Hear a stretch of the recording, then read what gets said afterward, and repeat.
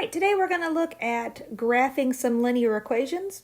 The form that we're going to be looking at is slope-intercept form. It's what I have written in green up here, y equals mx plus b. The equation we're going to start with is y equals negative 1/3 x plus 4. So the first thing I want to do is look at some pieces of this equation that are super important for graphing. The first one is this m value. And in my equation, my m value is negative 1/3. This m represents our slope. And in my problem, it's negative 1/3. So here's what the slope tells us. It tells us how we move in our problem. So the top number controls up or down movements, and the bottom number controls left and right movements. So it goes up or down depending on whether the value is positive or negative, and it moves left or right depending on whether the value is positive or negative. So in our problem, our slope is negative 1/3. So that means negative 1 would be down 1. And the 3 would be right 3. We're going to use that movement to help us plot some points. The second value I want to look at is our b value. So we're going to see the b value here. And in our equation, our b value is positive 4. So that b is our y-intercept. It's where we begin our graph. And in our problem, it's 4. So I'm going to find the point 0, 4, which is where 4 would lie on the y-axis, and that's where I'm going to begin my graph. So I'm going to plot a point there first. Now, I'm going to use my slope to help me plot some additional points, and I'm going to draw, I'm going to use a highlighter to help mark how I'm moving. So my slope says down 1, right 3, because it's negative 1/3. So I'm going to do that. I'm going to start at that 4, and I'm going to go down 1, and then I'm going to go right 1, 2, 3. And I'm going to put a point. I'm going to follow that same movement. I'm going to go down 1, and then I'm going to go right 1, 2, 3. And I'm going to plot another point. At this particular spot, though, I'm going to run out of room on my graph.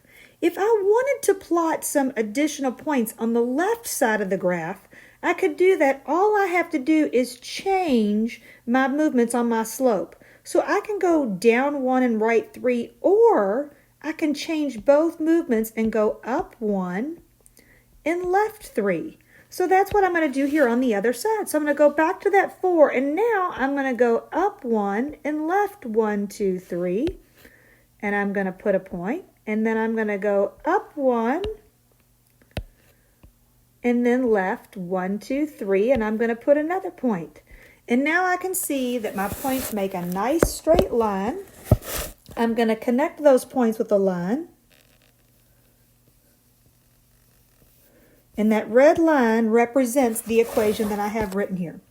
So let's take a look at another example. Okay, so in this particular example, again, I have the y equals mx plus b. I'm going to highlight my m value. That's my slope. And as I said before, let's see, m is our slope, and in this particular problem, it's 3/2. Since both of those values are positive, that means I'm going to go up 3 for positive 3, and I'm going to go right 2 for positive 2. My b value in this particular problem is negative 1. You'll notice I pulled that sign from in front of that 1, that minus 1. We're going to treat that as negative 1. So b represents my y-intercept, and in this case, it's negative 1. So I'm going to find that point, 0, negative 1, and I'm going to mark that first.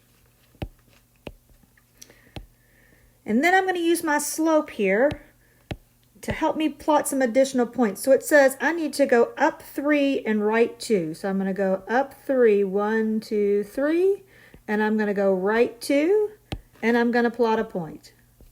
I'm going to do that same movement. I'm going to go up 1, 2, 3, and then I'm going to go right 2, and I'm going to plot a point. Now I've run out of room. I can't go up 3 again because I'm going to be off of my graph. So I'm going to go back to my original point, and I'm going to reverse my slope movement. So instead of going up 3 and right 2, now I'm going to go down 3, and then I'm going to go left 2. So I go back to my original point, which was the y-intercept at negative 1, and now I'm going to go down 1, 2, 3, and left 2, and plot my point. See if I can do that again. 1, 2, 3 down, and then right 2. And again, just like before, you're going to see all of these dots line up in a nice straight line. So I'm going to draw a line connecting all of those. Not a perfect line, but you get the point. And that is the graph that matches my equation. I hope this